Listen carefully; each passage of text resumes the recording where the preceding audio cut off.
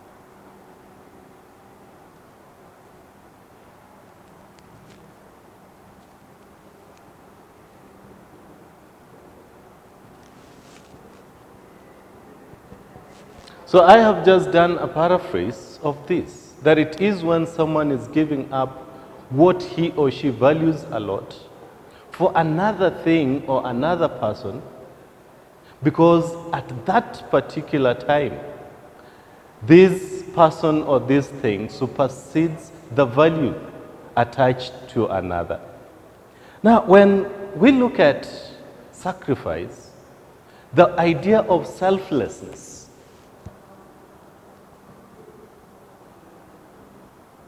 the concept of selflessness actually comes out here. So when someone is sacrificing, they engage in an act of selflessness for the sake of others. So a very simple description of what we are looking at in this session. Now, we look at sacrifice and we realize that sacrifice is a general theme. After all, we all can identify characters or individuals in a doll's house who sacrifice for the sake of others. And obviously, you can mention most of the women: Nora, Mrs. Lynde, Anne or Annie, the maid. You could also mention, of course, some male characters like Dr. Rank, who is willing to be commanded body and soul by Nora. But that is a discussion for another session. So we focus much. Our focus is not on the general aspect of sacrifice. But now we move down, we are narrowing down to the idea of women and how they sacrifice. To put this into context, let us look at the society in Adol's house. The society in Adol's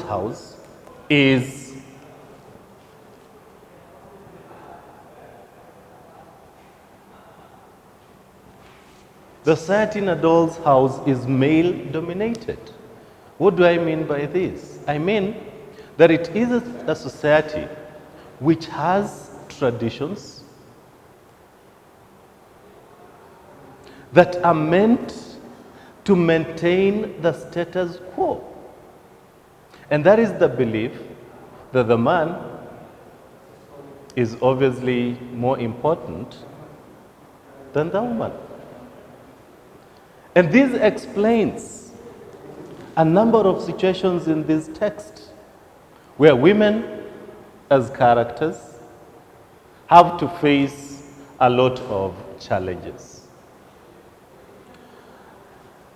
We move on and narrow down. So the question is,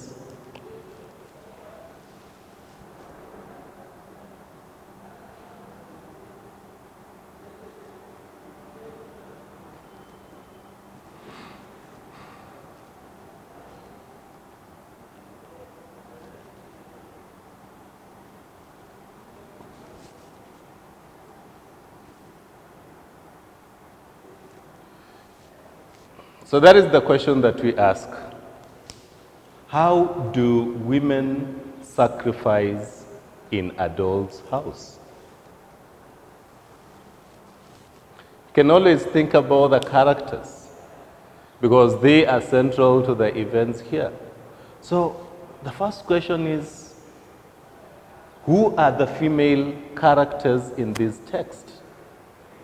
And do all female characters sacrifice? We find out that.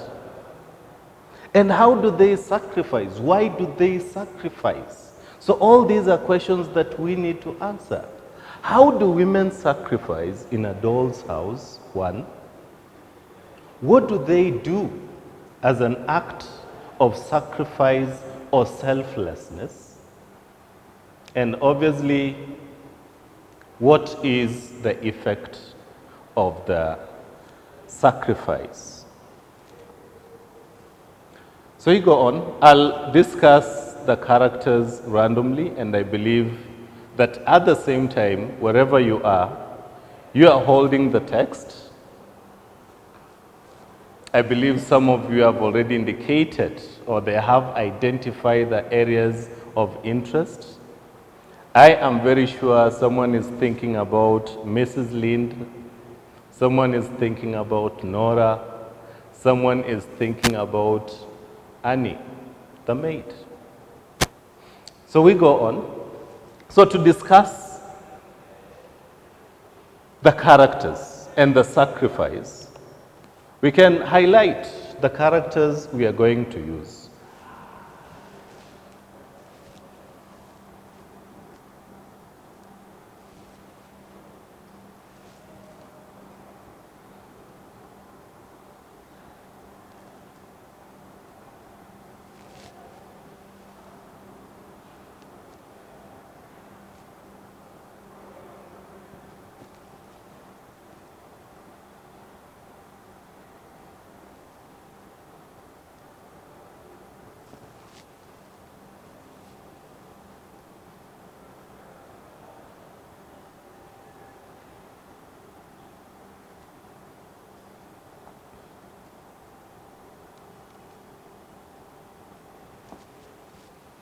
Okay, so those three. So we have Nora, of course, Helma's wife, Mrs. Lynde, who is Nora's friend, and lastly, we will look at Annie. Now, you can look at it carefully. I've used the Helma's maid to mean the family of Helma. So all of them are put together there. So we go on, and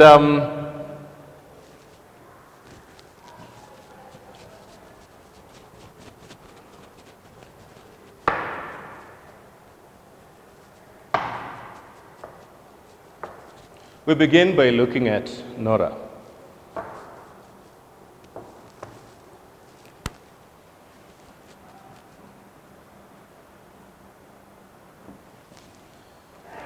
So, we understand Nora. She is a main character. She is the main protagonist in this text.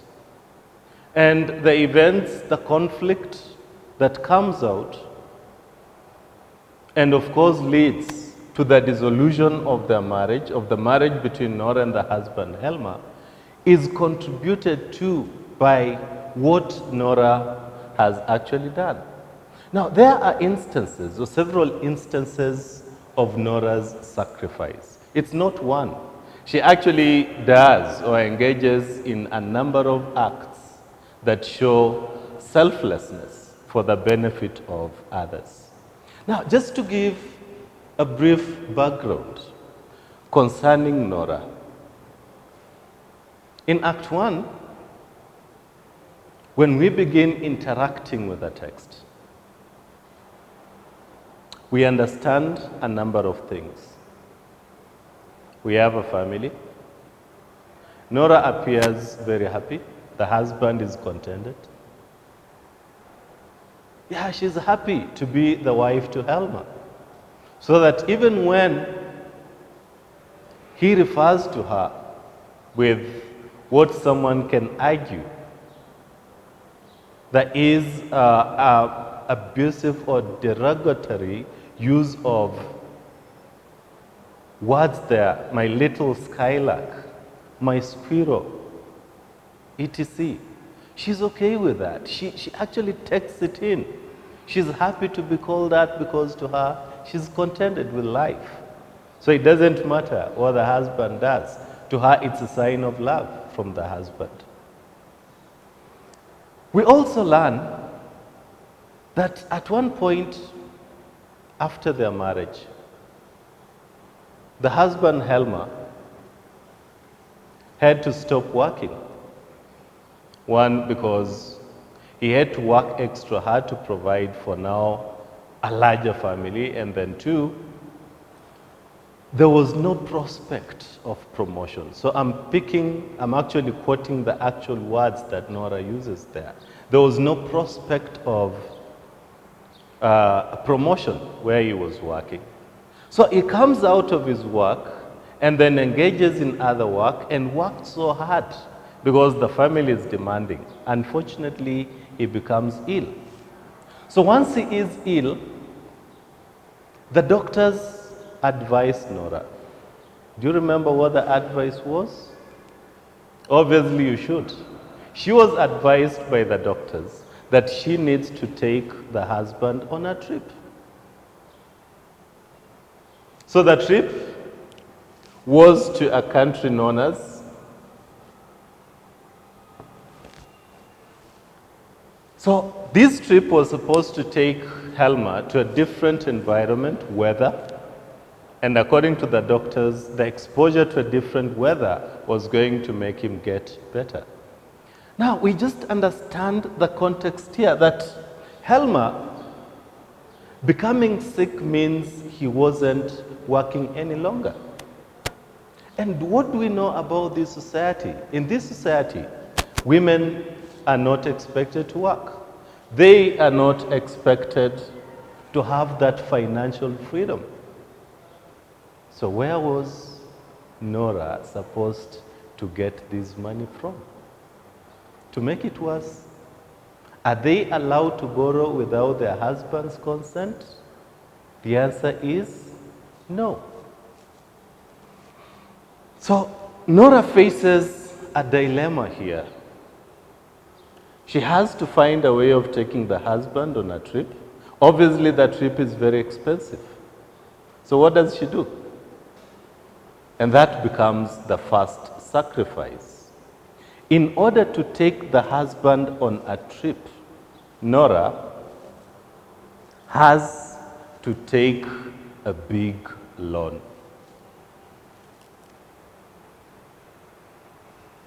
We are looking at a period when 250 pounds was a lot of money. And it's even big for a woman who has no finances or financial independence. She cannot borrow, etc. So what does she do? In order to raise this money, she decides to borrow behind the husband's knowledge. After all, when she raised the idea of them borrowing the money, the husband said that he has the moral duty not to engage her in her whims. To mean, being the man, he should not engage in a discussion where they are talking about borrowing money.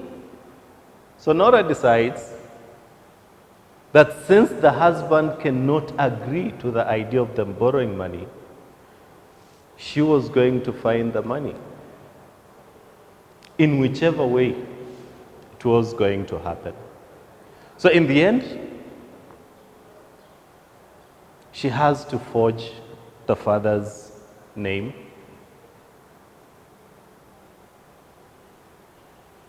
So that she gets the money from Krogstad. So there is a bond that Krogstad needs for that. So the bond obviously is an agreement, an indication that Nora was going to pay the money, whatever happened. So that is the first sacrifice.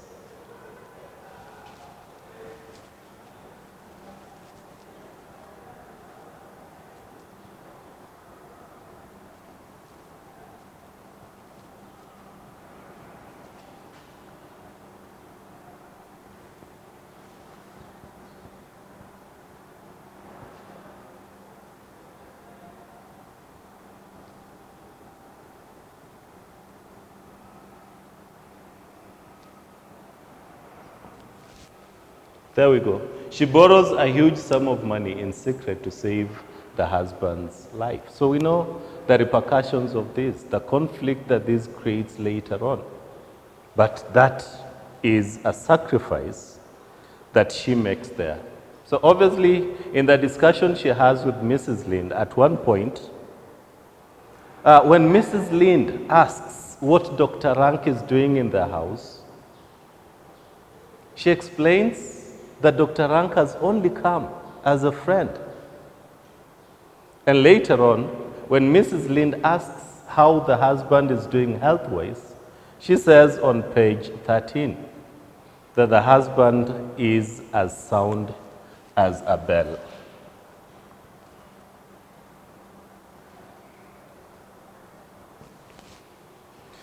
Obviously, the meaning is clear. When someone is as sound as a bell, it means they are very healthy. Now we move to another sacrifice. Towards the end of the text,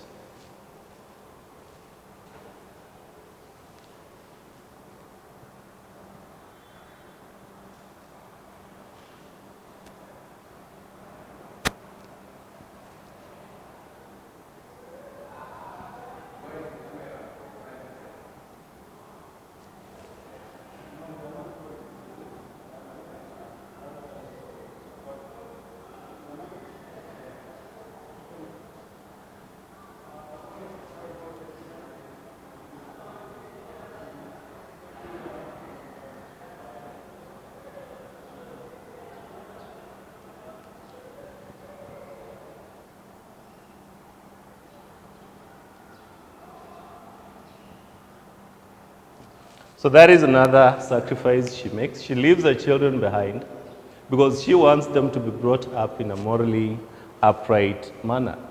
Now, there is a discussion that goes on. There is a discussion that goes on between Nora and Helma. The moment Helma is trying to convince Nora that Krogstad doesn't deserve to be working with him at the bank. Nora actually inquires what this bad thing that Krogstad has done, that he is considered morally corrupt. So now, in the explanation, Torvald goes on, and without knowing that Nora has committed a similar mistake or a similar crime as that of Krogstad, he explains very well, and I'll actually just pick some of the words he actually uses here, that almost everyone who has gone to the bad. So he says this, almost everyone who has gone to the bad alley, just quote the exact words, alley in life, has had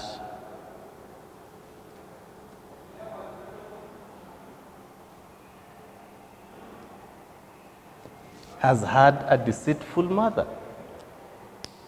So what is the implication of this? That mothers have a very important role to play in the bringing of their children. So Nora, when we go back carefully and look at Nora, Nora is guilty of a lot of deception in this text. Beginning with the macarons, she eats them, wipes her mouth, and when the husband asks, she denies and says she does not even think of going against his decisions. And then we also understand that even as she is being told these things now, she's keeping a secret, a very serious secret that could have or that will have very big implications on their marriage. So she understands that she is a deceitful mother. And that is why she has to sacrifice. She leaves her children so that the children can be brought up well.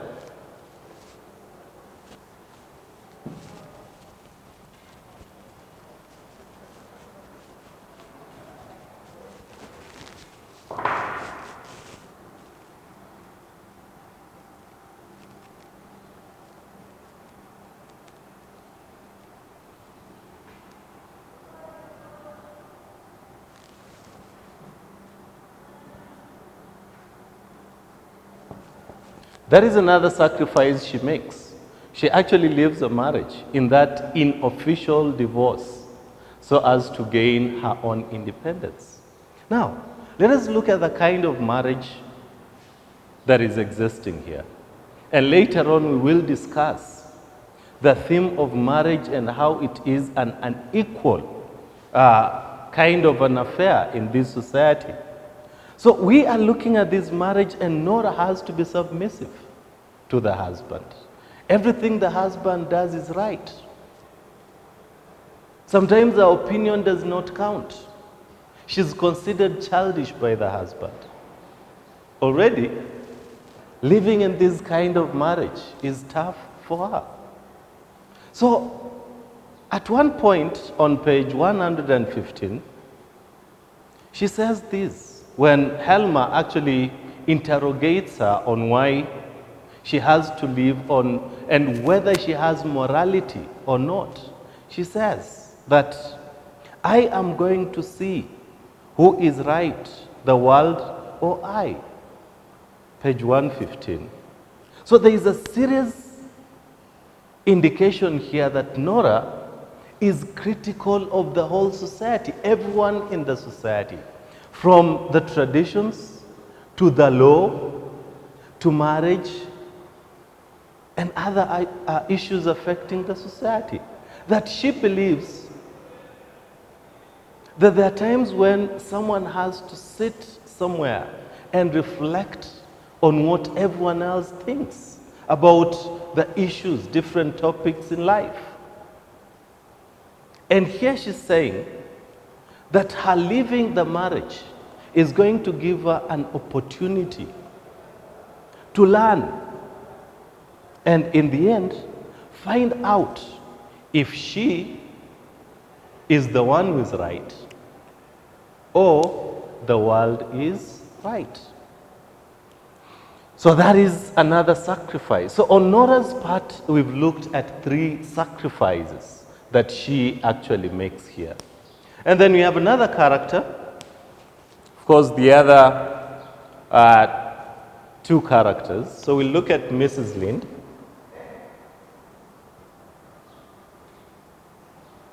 So Nora was our number 1. Mrs. Lynde will be our number 2.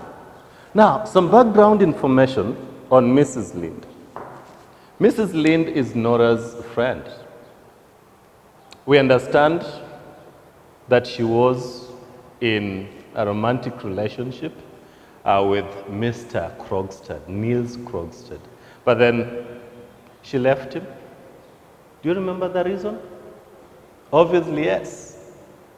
She had, and she says very clearly, okay, my mother was alive then and was bedridden and helpless, and I had to provide for my 2 younger brothers. So look at that. Krogstad is still poor. He cannot help her provide for her family. She gets an opportunity. She's approached by a rich man whom she doesn't love. So what is the option she takes? I marry the rich man, and in return, I will be in a position to take care of my sick and bedridden mother, and at the same time, I'll also take good care of my younger siblings. So what does she do? She sacrifices. So Mrs. Lynde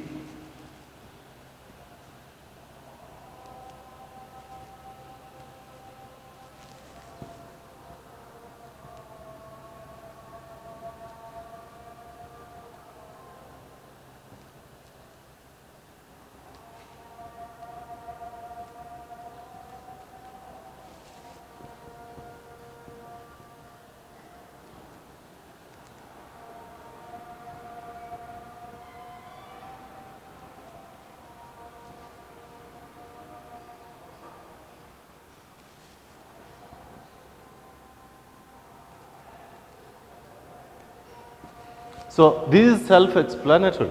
She sacrifices a love for Krogstad by marrying a man she does not love to take care of a bedridden mother and, of course, the younger siblings. In the end, everything is okay. She claims that the mother dies almost free from care. And those are her actual words there, page 17. So she says, my mother died almost free from care. And obviously, she was also able to take care of her younger brothers until when they were able to fend for themselves. So they became independent. So the sacrifice, obviously, paid off there.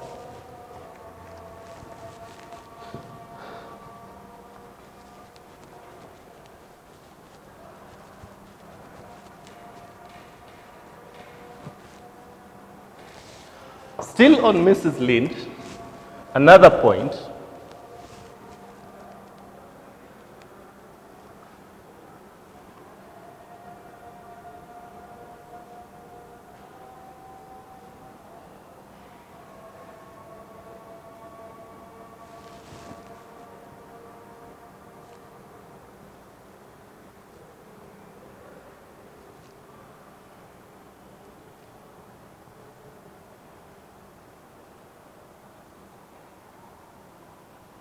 Now, it is worth noting that she also makes a sacrifice. The way she works very hard, she tells us that she had a hand the moment the husband died and he left her with nothing.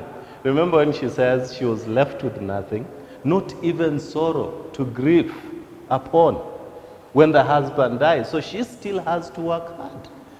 We're told she actually does a number of things. She opens a school, engages in other businesses just to take care of her family there. So that is another sacrifice. When she is working extremely hard, doing almost anything she can come across for the sole purpose of ensuring that her family was well catered for and they were not lacking in basic necessities. So the third character we will look at, Annie. So Annie, Anne, I know people have different ways of pronouncing this. Annie. So Annie obviously is the maid, the Helmer's maid. Now what do we learn about Annie? We learn that Annie gave up her own child to strangers.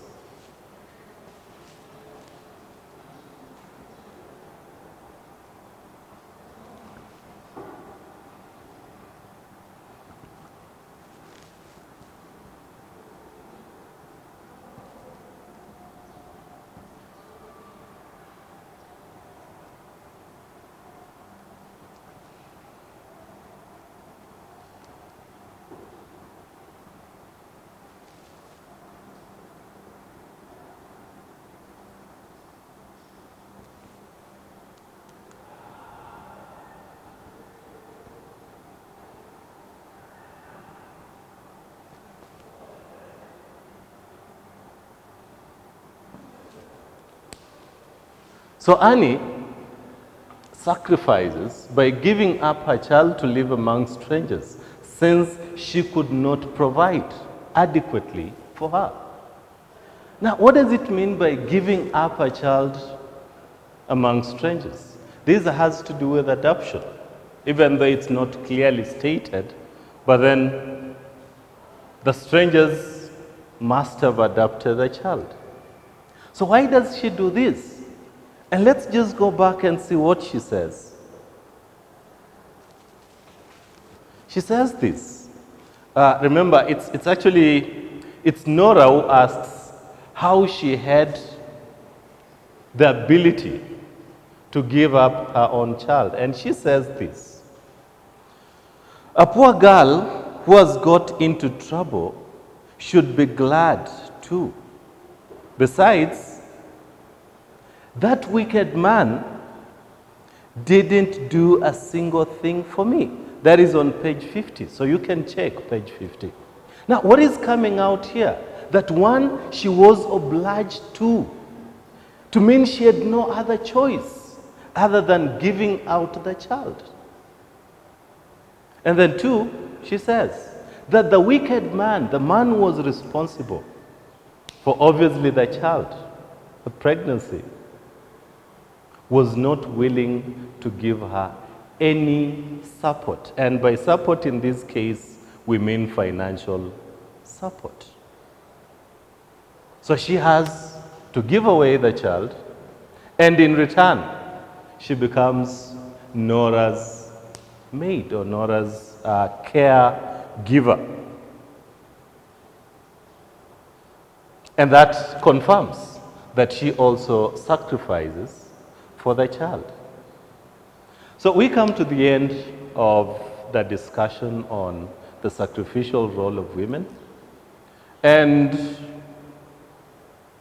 if you're preparing for this, I will actually leave a question, an essay question, dealing with this so that you can practice. So these are just the key points, but then you understand, or I believe at this point you already know how to write essays. So you could put these ideas, or you can easily put these ideas into an essay, obviously. So the only thing we do not have here is the introduction and the conclusion.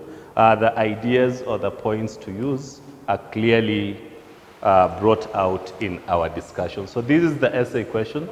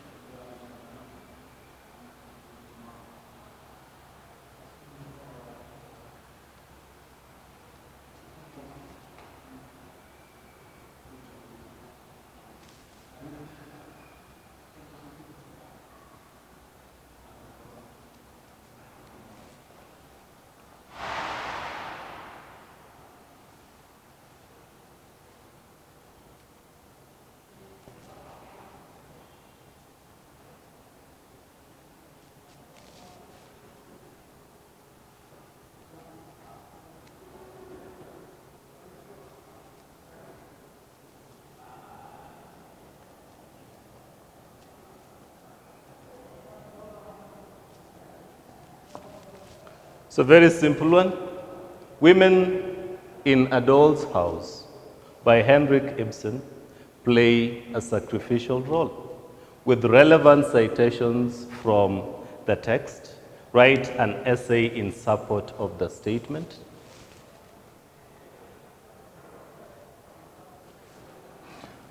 So with that, we come to the end of the lesson. So try working on that essay. And as I sign off, remember during this period of the corona pandemic, stay safe. Thank you.